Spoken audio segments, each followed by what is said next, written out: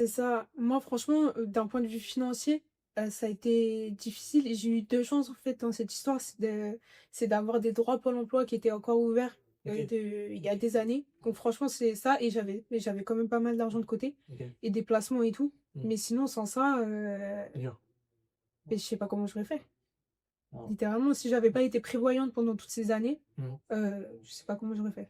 Bah, ça, c'est un bon conseil que tu peux donner dans ton malheur, c'est que quand tu es solopreneur, Ouais, faut assurer sur les ouais, arrières. faut assurer ses Faut arrières. Je pense que beaucoup l'oublient et certains qui mènent la grande vie dès qu'ils font un peu, 5 000 balles par mois, ils vont à Dubaï, ils vont tout claquer, bah, le problème, c'est que si un jour tu as une galère de santé, si tu pas d'équipe c'est derrière, ça, si tu pas un bac, c'est ça, tu as un peu d'argent de côté ou quoi et toi, tu as eu la chance d'avoir encore des droits c'est Pôle ça. emploi, effectivement, c'est très, très dur. Tu t'en sens pas du tout et moi, j'ai eu de la chance aussi au niveau des clients parce que j'ai eu des clients qui étaient compréhensifs et Mmh. en fait, je pense qu'ils ont vu venir le truc, tu Mmh. vois? Aussi, parce que je pense que quand ils me voyaient, à chaque fois, on me posait vraiment souvent la question: «Mais tu es sûr ça Mmh. va?»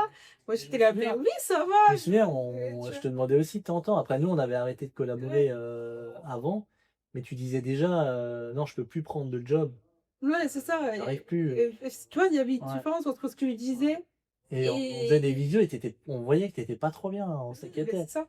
et je me rappelle avec l'équipe, on disait: «Tiens, Charles, elle avait pas l'air bien» Et et donc c'est pour ça, tous mes clients, ils ont été compréhensifs et je pense qu'ils avaient vu venir le truc, tu vois? mmh, Mais ça peut arriver aussi que tu aies certains clients où tu peux pas t'arrêter du mmh, jour au lendemain, où tu es obligé de continuer et de finir la mission. Moi, il y a une mission que j'ai finie, mais parce que c'était moi qui voulais la finir, mmh, parce que c'était une mission qui était intéressante et j'ai voulu la finir et je pouvais le faire en étalant sur le temps.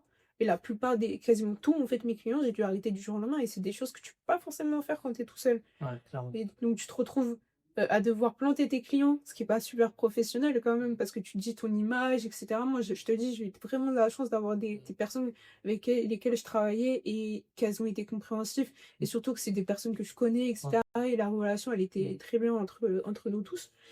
Et que j'ai eu la possibilité d'arrêter parce que mmh, et que j'avais de l'argent. Parce ouais, que sinon, si tu as pas ces 3 mmh, éléments, mmh, tu te retrouves dans une galère qui est encore pire. Déjà, la situation de base, mmh, elle est horrible. C'est ouais, horrible de vivre ça, tu mmh, fais des crises d'angoisse tous les jours, ouais, c'est vrai. c'est franchement horrible